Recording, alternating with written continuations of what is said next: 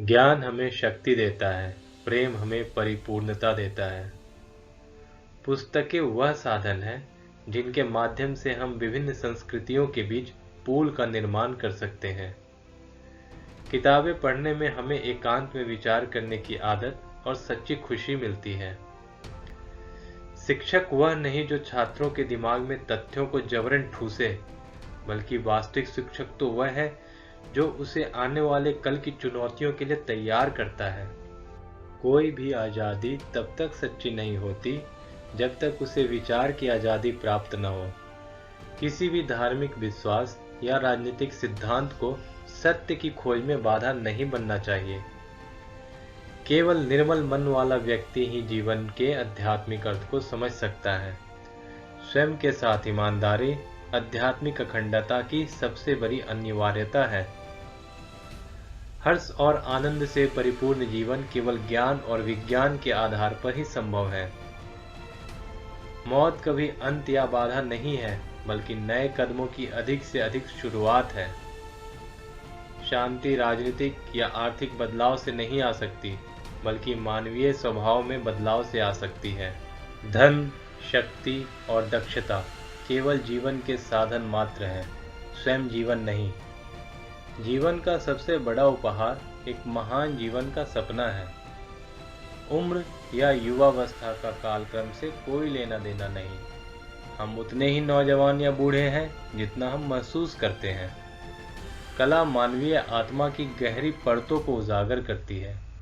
मनुष्य को सिर्फ तकनीकी दक्षता नहीं, बल्कि आत्मा की महानता भी प्राप्त करनी चाहिए। यदि मानव दानव बन जाता है तो यह उसकी हार है। यदि मानव महामानव बन जाता है तो यह चमत्कार है। यदि मनुष्य मानव बन जाता है तो यह उसकी जीत कही जाएगी। धर्म भय पर विजय है, असफलता और मौत का मारक है। आध्यात्मिक जीवन भारत की ही प्रतिभा है। मानवीय स्वभाव मूल रूप से अच्छा है और आत्मज्ञान का प्रयास सभी बुराइयों को जड़ से ही खत्म कर देगा। लोकतंत्र सिर्फ विशेष लोगों का नहीं, बल्कि हर एक मनुष्य की आध्यात्मिक संभावनाओं में एक यकीन है। भगवान की पूजा नहीं होती, बल्कि उन लोगों की पूजा होती है जो भगवान के नाम पर बोलने का दावा करते हैं। सभ्यता के निर्माण उन महान ऋषियों और वैज्ञानिकों के हाथों से हुआ है जो स्वयं विचार करने का सामर्थ्य रखते हैं, जो देश और काल की गहराइयों में प्रवेश करते हैं और उनके रहस्यों का पता लगाते हैं और इस तरह से प्राप्त ज्ञान का उपयोग लोक कल्याण के लिए करते हैं। शिक्षा के द्वारा ही मानव मस्तिष्क का सदुपयोग किया जा सकता है। अतः विश्व को एक इकाई मानकर शिक्षा का प्रबंधन करना चाहिए। शिक्षा का परिणाम एक मुक्त रचनात्मक व्यक्ति होना चाहिए जो ऐतिहासिक परिस्थितियों और प्राकृतिक आपदाओं के विरुद्ध लड़ सके। अपने पड़ोसी से खुद की तरह प्रेम करो, क्योंकि तुम खुद अपने पड़ोसी हो।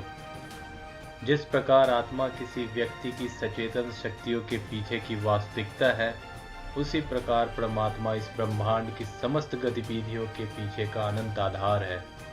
डॉक्टर सर्वपल्ली राधाकृष्णन भारत के प्रथम उपराष्ट्रपति तथा द्वितीय राष्ट्रपति थे। वो भारतीय संस्कृति के संवाहक, प्रख्यात शिक्षाविद, महान दार्शनिक और एक आस्थावान हिंदू विचारक थे। उनका जन्म 5 सितंबर 1888 को हुआ था। उनके जन्म दिवस को शिक्षक दिवस के रूप में मनाया जाता है।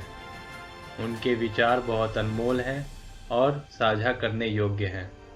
यदि आपको हमारा ये वीडियो पसंद आया तो इसे लाइक और शेयर करें। हमारे चैनल को सब्सक्राइब भी करें।